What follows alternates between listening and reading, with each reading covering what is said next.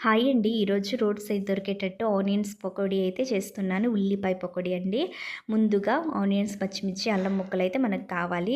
నిలువుగా మనం కట్ చేసుకోవాలి ఆనియన్స్‌ని. అందులో అల్లం ముక్క ఒకటి, పచ్చిమిర్చి నేను దంచి వేసుకుంటున్నా. ఇలా వేసుకుంటే ఫ్లేవర్ అనేది మనకు బాగా తెలుస్తూ ఉంటుందండి. 2 టేబుల్ స్పూన్ బియ్యం పిండి. బియ్యం పిండి వేసుకోవడం ద్వారా ఎక్కువసేపు పకోడీలు అనేది మెత్తబడకుండా క్రిస్పీగా ఉంటుందండి. కారం మీరు మీ టేస్ట్‌కి తగ్గట్టుగా యాడ్ చేసుకోవచ్చు. 1 టేబుల్ స్పూన్ వాము, మీరు మీ టేస్ట్‌కి తగ్గట్టుగా సాల్ట్‌ని కూడా యాడ్ చేసుకోండి. ఇదంతా బాగా కలిసేటట్లు ఒక్క నిమిషం పాటు బాగా కలుపుకోండి.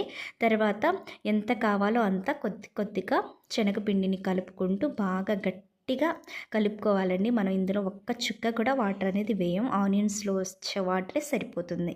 తర్వాత ఆయిల్ అనేది వేసుకుందాం. ఆయిల్ అనేది బాగా హీట్ అయిన తర్వాత మనం ఆనియన్స్ అనేది చిన్న చిన్నగా వేసుకోండి. చిన్న చిన్నగా వేసుకుంటే తొందరగా వేగుతుంది. తినడానికి కూడా చాలా క్రిస్పీగా ఉంటుంది, ఉడుకుతుంది. ఇదంతా ఒక సైడ్ వేగిన తర్వాత నెక్స్ట్ సైడ్ కూడా బాగా కలుపుకుంటూ ఫ్రై చేసుకోండి. ఇలా మంచి గోల్డెన్ బ్రౌన్ కలర్ వచ్చేంత వరకు ఫ్రై చేసుకోవాలి. తర్వాత కూడా మంచిగా చిన్న చిన్నగా బౌల్‌లో వేసుకోండి. ఇలా వేసుకొని ఇది కూడా మంచి గోల్డెన్ బ్రౌన్ కలర్ వచ్చేంత వరకు ఫ్రై చేసుకోండి.